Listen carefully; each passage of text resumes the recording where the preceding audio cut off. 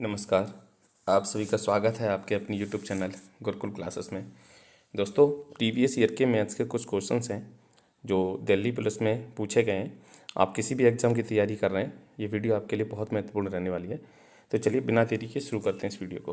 पहला क्वेश्चन है, और हाँ, ये सभी क्वेश्चंस एग्ज़ाम में पूछे जा चुके हैं ऑलरेडी, तो इससे आपको ये भी पता चलेगा कि कैसा एग्ज़ाम पैटर्न था जो पूछा गया था। अरुण ने 525 रुपये में 150 अमरूद खरीदे और उन्हें 36 रुपये प्रति दर्जन की दर से बेच दिया। अरुण का लाभ या हानि प्रतिशत ज्ञात करो। देखो, कभी भी वस्तुओं वाला प्रश्न आ जाए ना, जहाँ पे वस्तुओं पे लाभ हानि हो रही हो, तो आप एक वस्तु की कीमत खरीदी हुई निकालो और एक वस्तु की कीमत बेची हुई निकालो, उसी से आपको लाभ हानि पता चल जाएगा। अब उसने 525 रुपये में 150 अमरूद खरीदे, तो एक अमरूद कितने का पड़ा हुआ, इसे 25 से काट लेते हैं, ये 21 हो जाएगा। 25 दूनी 50, 25 से कम 25, और ये हो जाएगा 1.5।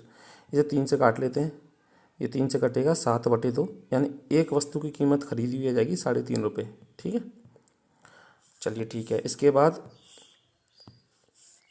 उसे 36 रुपये के हिसाब से एक दर्जन बेच दिए, तो बेचने की कीमत क्या होगी, बेचने की कीमत होगी 36/12 यानी 3 रुपये, है ना। 36/12 यानी 3 रुपये, है ना।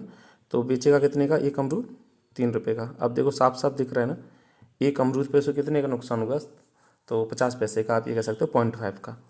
तो इसी नुकसान को से परसेंट में बदलना है, तो हमेशा सीपी नीचे आता है। ठीक है, किसी भी चीज़ को परसेंट में बदलना हो उसे ऊपर रखो और सीपी हमेशा नीचे रखो, तो सीपी, ठीक है।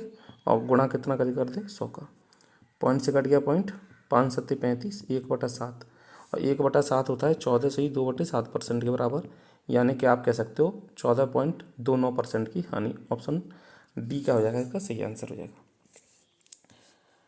दूसरे क्वेश्चन की ओर बढ़ते हैं। क्वेश्चन नंबर 77,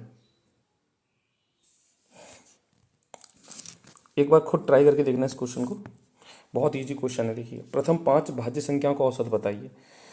तो औसत कैसे निकालते हैं, सभी संख्याओं को जोड़ लेते हैं और उतनी ही से भाग दे देते हैं।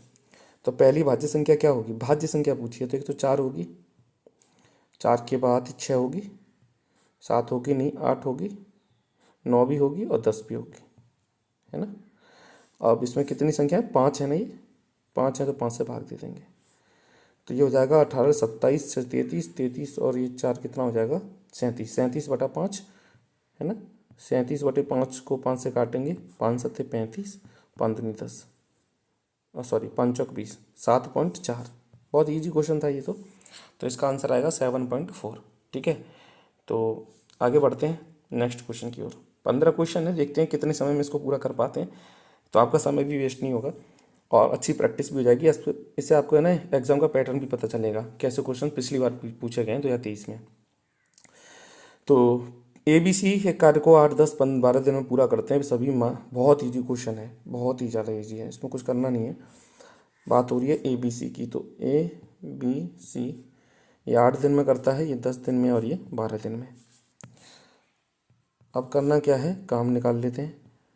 तीनों का LCM आएगा 120, 8 का भाग 120 में देंगे तो 15 बार जाएगा, 10 का भाग देंगे तो 12 बार जाएगा, 12 का देंगे तो 10 बार जाएगा।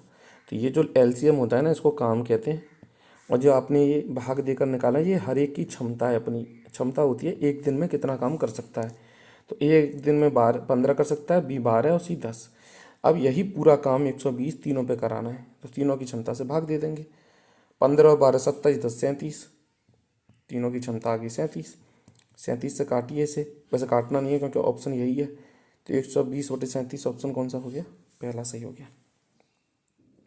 ठीक है, चलिए आगे बढ़ते हैं नेक्स्ट क्वेश्चन की ओर। इसे रफ कर देता हूँ मैं ताकि थोड़ा स्पेस रहे हमारे पास।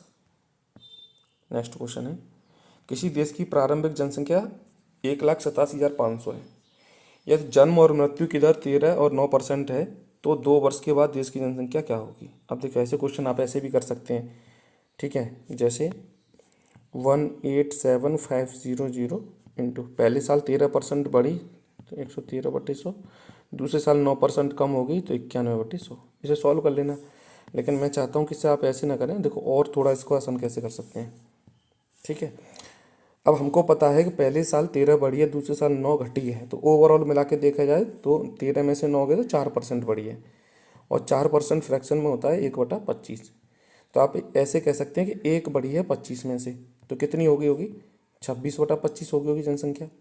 तो पहले साल भी 26/25, दूसरे साल भी 26/25, क्योंकि 2 साल में मिल के भरपाई है ना 4%, 4% यानी 26/25।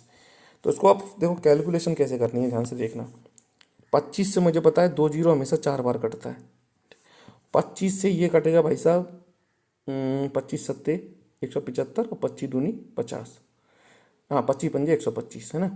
ये कटेगा 75 और 75 चौका होते हैं 300।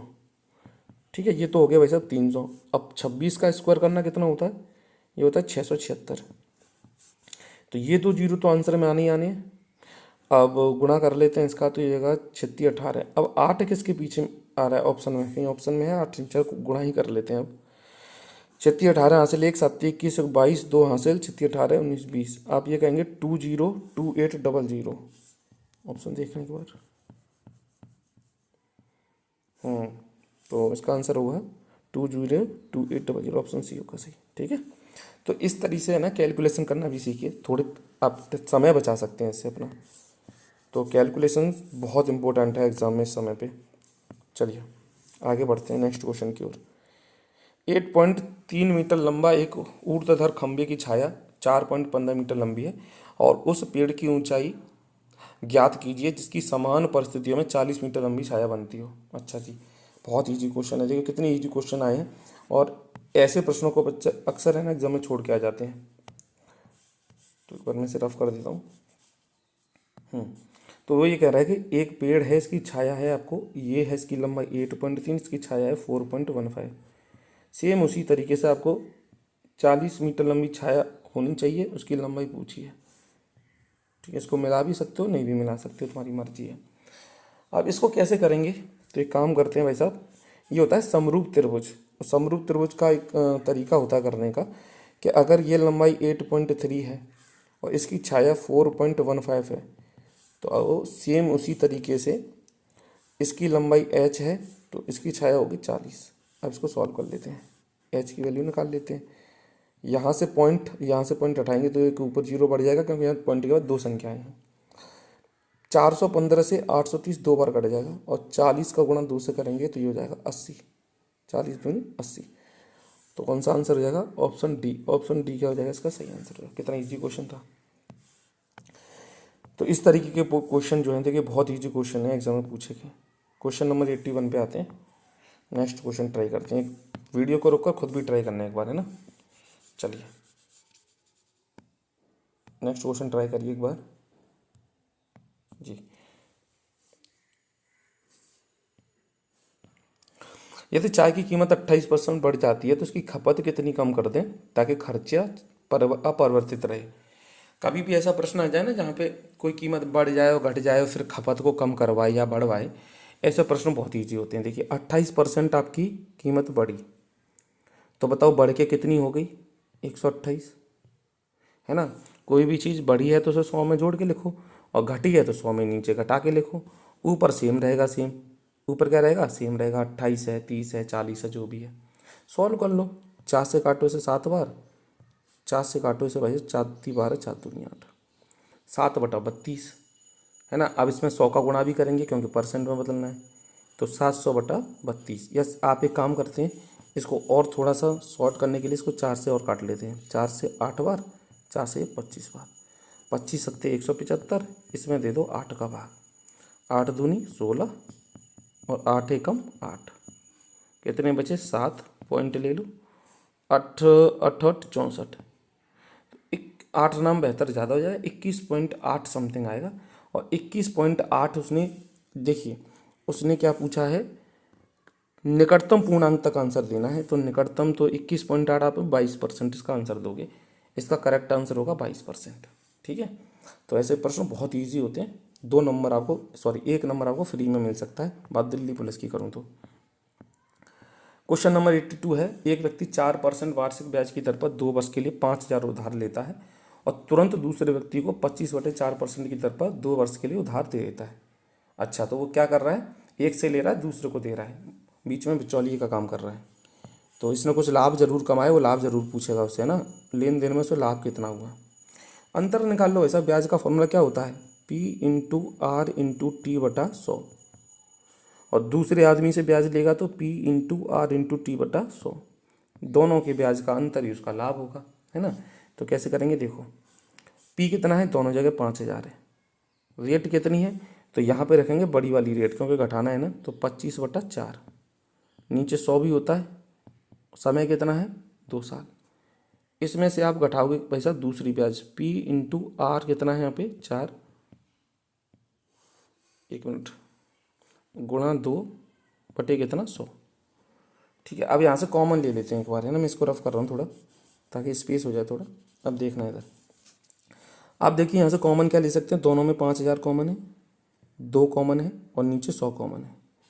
ठीक है, अंदर क्या बचेगा, अंदर बचेगा 25 बचेगा, 4 ले लिए कॉमन, 25/4 बचा। ठीक है, और यहाँ क्या बचेगा, यहाँ 4 बचेगा, तो इसको घटाने पर हमें क्या मिलेगा, ये हुआ 4 गुणा 4 16, 25 में साल 4 16 गए तो 9, 9/4 बचेगा, है ना। तो ये बचेगा आपका 5000, अच्छा 2 जीरो से 2 जीरो भी काट लेते हैं, 50 दूनी 100 कर लेते हैं सीधा, है ना। ठीक है, तो ये हो जाएगा 100 इंटू और 9/4, 4 से एक या 25 बार, 25 निम्मा कितने होते हैं 225, तो इसका आंसर क्या आ जाएगा, ऑप्शन डी क्या हो जाएगा, इसका सही आंसर हो जाएगा। बहुत ईजी क्वेश्चन था। चलो आगे बढ़ते हैं क्वेश्चन नंबर 83 की तरफ, देखते हैं कितना समय लगता है। हालांकि मैं समझा रहा हूँ तो थोड़ा समय ज़्यादा लग सकता है, बट आप करोगे तो कम समय में हो भी जाएगा। 30 सेंटीमीटर व्यास वाले तांबे के एक ठोस गोले को 10 मीटर व्यास वाले एक तार के रूप में खींचा जाता है। तार की लंबाई, कभी भी कोई चीज़ चेंज की जाए एक से दूसरे में, ठीक है, और ठोस की बात हो रही है तो यहाँ आयतन की बात होगी, आयतन समान रहेगा। ठोस क्या है, गोला, और उससे क्या बनाया गया, एक तार बनाया गया, और तार की शेप कैसी होती है, सिलेंडर आकार की होती है। व्यास किसे कहते हैं, सेंटर से होकर जो लाइन जाए उसे व्यास कहते हैं। एक व्यास में 2 त्रिज्याएं होती हैं, ठीक है, और सिलेंडर की त्रिज्या ये वाली होती है, ये लंबाई होती है, और यही पूछी गई है। तो भाई साहब बहुत ईजी हो गया। अब ये दोनों का आयतन समान करना है, तो गोले का आयतन होता है 4/3 पाई आर क्यूब, और सिलेंडर का होता है पाई आर स्क्वायर एच। तो पहली बात तो पाई से पाई को मैं काट दे रहा हूँ क्योंकि दोनों जगह पाई की वैल्यू सिर्फ समान है। बचा क्या, 4/3 आर। अगर ये 30 व्यास है तो त्रिज्या कितनी होगी, 15, तो कितनी बार गुणा होगा, 15 का 3 बार, बराबर। यहाँ पे व्यास कितना है तार का, 10, तो त्रिज्या होगी 5, तो आर की जगह 5 रखेंगे तो 5 गुणा 5, एच की वैल्यू निकालनी है। तो 5×3 = 15, 5×3 = 15, 1 3 से ये वाला 3 गया, 15×3 = 45, या फिर एक काम करते हैं 15 × 4 करते हैं, 60 × 3 = एच, यानी 180 = एच। एच की वैल्यू कितनी आ गई, 180 आ गई। बहुत बढ़िया। 83 84 पे आ जाते हैं। त्रिभुज का क्या पूछ रहा है, ये क्षेत्रफल पूछ रहा है। कोई भी त्रिभुज हो, कैसा भी त्रिभुज हो, भाई साहब क्षेत्रफल का एक ही फॉर्मूला है, एस इंटू एस माइनस ए, एस माइनस बी और एस माइनस सी। जहाँ पे एस कैसे निकालेंगे, तीनों भुजाओं को जोड़ो और 2 से भाग दे दो। क्यों, ये सेमी पैरामीटर होता है, और पैरामीटर क्या होता है, सभी भुजाओं का जोड़ क्या होता है, पैरामीटर होता है, और उसका आधा कर दो तो सेमी पैरामीटर हो जाएगा, है ना। तो पहले निकालो एस की वैल्यू और सभी भुजाओं को घटा के रूट में रखो उसे। चलिए करते हैं एक बार इसको, है ना। देखो 24 और 17 41 और 9 50, तो सभी भुजाओं का जोड़ 50 है, लेकिन आधा निकालूंगा तो सेमी पैरामीटर 25 आएगा। अब एस की वैल्यू जब 25 आई है तो सभी भुजाओं को एस में से घटाओ एक बार, तो 25 में से 24 जाएंगे ये वाले तो 1 बचेगा, 25 में से 17 जाएंगे तो कितना बचेगा, 8 बचेगा, 25 में से 9 जाएंगे तो कितना बचेगा, 16 बचेगा। हो गया, 25 होता है 5 का, 16 होता है किसका, 4 का, 8 8 को मैं क्या लिखूंगा, 4 दूनी 8, जिसमें से 4 किसका होता है, 2 का। बाकी ये 2 किसी का स्क्वायर रूट नहीं होता तो ये अंदर रहेगा। तो 5 चौक 20, दूनी 40, तो इसका आंसर आएगा 40√2। 40√2 कौन सा, ऑप्शन ए इसका सही आंसर। आया मज़ा। तो देखिए अगर आपको अच्छा लग रहा ना ये, और आप चाहते हैं कि मैं कंटिन्यू ऐसे ही आपको प्रैक्टिस कराता हूँ, तो क्या करना है, वीडियो को लाइक करना है बस। चलिए आगे बढ़ जाएं। अब वीडियो को लाइक कर देंगे तो नेक्स्ट वीडियो आपको ऐसी मिलती रहेगी। नेक्स्ट क्वेश्चन है, यदि अंकित मूल्य क्रय मूल्य से 75% अधिक है। अच्छा, ये मैं खुद नहीं लेके आया हूँ क्वेश्चन, ये प्रीवियस ईयर के क्वेश्चन है भाई साहब, पूछे गए हैं। कोई ये सोचे कि इतने इजी क्वेश्चन क्यों करा रहे हैं भाई साहब, दिल्ली पुलिस 2023 में पूछे गए सवाल हैं ये। ठीक है, तो उसने बोला है यदि अंकित मूल्य क्रय मूल्य से 75% अधिक है और अंकित मूल्य पर 40% की छूट दी जाए तो प्रतिशत लाभ क्या होगा। तो एक काम करो, ऐसे प्रश्नों में CP, MRP और SP तीनों लिख लेते हैं। ठीक है, अच्छा, क्रय मूल्य से 75% अधिक है तो क्रय मूल्य को हमेशा 100 मानो। MRP 75% अधिक है तो 175 हो जाएगी। अब इस MRP पे छूट दी गई है 40% की, तो आप कितनी कीमत दे के आओगे, 60%, क्योंकि 100 में से 40 की छूट मिलेगी तो 60% कीमत दे के आएंगे भाई साहब। तो 25 से काटेंगे 7 बार, 25 से 4 बार, 4 से 15 बार और 15 सत्ते 105। तो छूट के बाद चीज़ बेची जाएगी, कितने की बेचेगी, 105 की। तो लाभ कितना हुआ, 100 की खरीदी, 105 की बेच दी, तो लाभ हो गया 5%। तो इसका आंसर हो गया ऑप्शन ए, 5%। क्वेश्चन नंबर 83 हो गया था, 86 पे आते हैं। करिए एक बार सॉल्व, इसको ट्राई करिए। कौन सा कलर लें, चलिए रेड ही लेते हैं। पांचवी अभाज्य संख्या और 100 के ठीक बाद वाली अभाज्य संख्या का गुणनफल, ये भी कोई सवाल हो गया। पांचवी अभाज्य संख्या कौन सी होगी, पहली अभाज्य संख्या 2, 3, 5, 7, 11 होगी। और 100 के बाद वाली अभाज्य संख्या कौन सी होगी, 101 होगी। 11 एकम 11 या 11 एकम 11, 1 1 1 1, ऑप्शन सी। बहुत ईजी था, लीजिए, इससे भी ईजी एक और सवाल है, आगे वाला सवाल इससे भी ईजी है। ऐसे प्रश्न आ जाए ना कभी भी, यहाँ पे क्यू बन रहा हो, क्यू, देखिए ये क्या है, 3 बार मल्टीप्लाई हो रहा है ना संख्या का, तो AQ। इसका भी 3 बार मल्टीप्लाई हो रहा है ना, इसको B मान लो, BQ। नीचे क्या है, A², भाई ये A है ना, आपने ये माना है ना इसको A², इसको B माना है तो B² माइनस AB। ऐसा प्रश्न कभी भी आ जाए तो आप कुछ मत करो, कुछ मत करो, बीच की दोनों संख्याओं में जो चिन्ह है वो काम कर लो। मतलब यहाँ प्लस का चिन्ह लग रहा है ना यहाँ पे प्लस, तो जोड़ लो। तो 0.061 को 0.031 के साथ ऐड कर लो, क्योंकि ये ऐड हो रहा है, और माइनस लग रहा था तो माइनस कर लेते। तो ये आ जाएगा आपका 0.092 आंसर इसका। लीजिए 0.092, ऑप्शन कौन सा हो गया, C सही हो गया। था कुछ इसमें, फिजूल में टेंशन लेते हो आप, कितने इजी सवाल पूछे गए दिल्ली पुलिस में भाई साहब।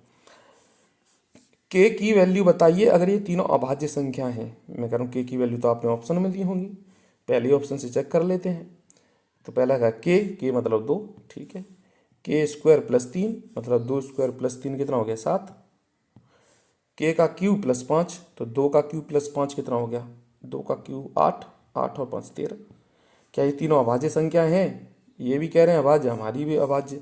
तो के की वैल्यू क्या हो गई, ए हो गई, मतलब ऑप्शन ए मतलब 2 हो गई।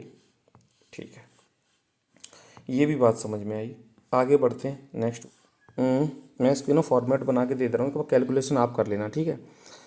तो इसमें पूछा गया है पूरी औसत गति पूछी है, ठीक है, पूरी यात्रा की औसत गति। औसत गति होती है कुल दूरी बटा कुल समय। तो टोटल दूरी इसको जोड़कर ऊपर लिखना, ठीक है। कुल दूरी ये चला इंसान, कुल समय कितना लगा, तो सब जगह अलग अलग समय लगा होगा, यहाँ अलग, यहाँ अलग, यहाँ अलग। सभी समय को आप जोड़ के है ना यहाँ नीचे लिखना। यहाँ समय कैसे निकालोगे, तो दूरी में किसके भाग दोगे, चाल का। जैसे 550 में 55 का भाग दोगे तो 10 घंटे का समय लगेगा, यानी यहाँ पे, ठीक है, यहाँ पे। फिर यहाँ भी निकाल लेना, 500 का भाग 4500 में दोगे तो 9 घंटे आएंगे। 25 का भाग 400 में दोगे तो 16 आएंगे, 16 घंटे आएंगे। और ऐसे 35 का भाग आप 55 में दोगे, ठीक है। तो कुल दूरी बटे कुल समय कर लेना, कैलकुलेशन कर लेना, तो आ जाएगा आंसर। ज़्यादा टफ नहीं है सवाल, ठीक है। आगे बढ़ते हैं नेक्स्ट क्वेश्चन की ओर। बस ख़त्म हो गए, ठीक है। 89, तो इसमें यहाँ से हमने कितने क्वेश्चन कर लिए, 90 भी सवाल। हाँ, एक सवाल और है, यदि राम के धन का 45% सोहन के धन के 50% में जोड़ा जाए, वाह, तो कुल राशि सोहम के धन का 86% हो जाती है। वो कह रहा है कि राम का कोई धन है, उसका 45% सोहन के धन का 50% में जोड़ दिया जाए, तो जो धनराशि हो जाती है वो सोहन के धन की 86% हो जाती है। अच्छा जी, तो कैलकुलेशन करके बताओ राम के पास धन कितने परसेंट था, सॉरी सोहन के पास राम के धन का कितना परसेंट था।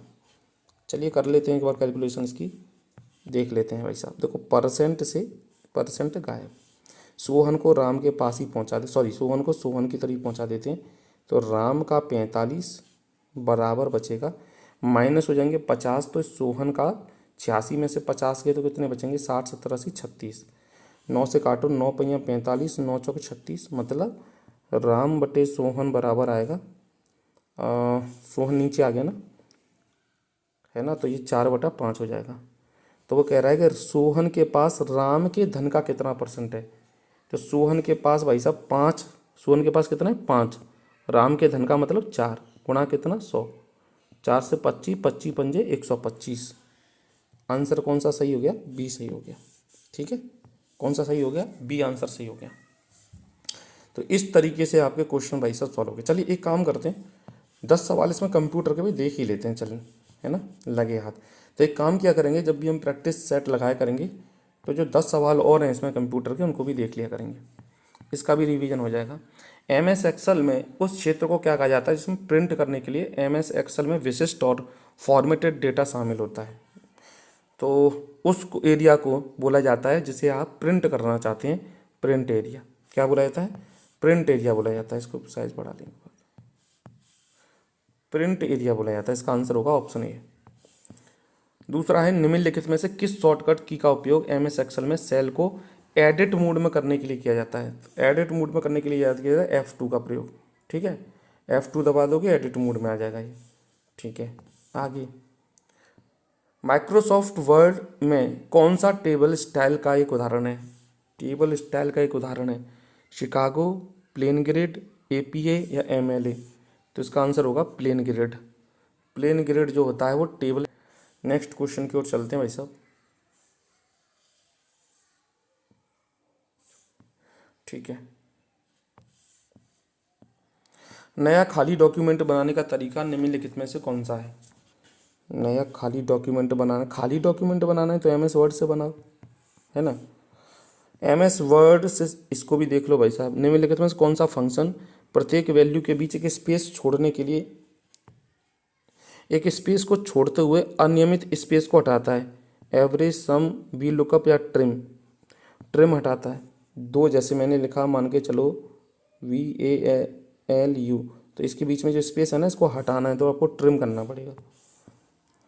MS वर्ड से संबंधित कथनों के आधार पर कौन सा विकल्प सही है। Ctrl+X का प्रयोग कॉपी करने के लिए भाई साहब, Ctrl+C का होता है इसके लिए। V का उपयोग मूव करने के लिए, अरे नहीं भाई साहब, V का प्रयोग जो होता है वो पेस्ट करने के लिए किया जाता है। दोनों गलत हैं, ऑप्शन ए।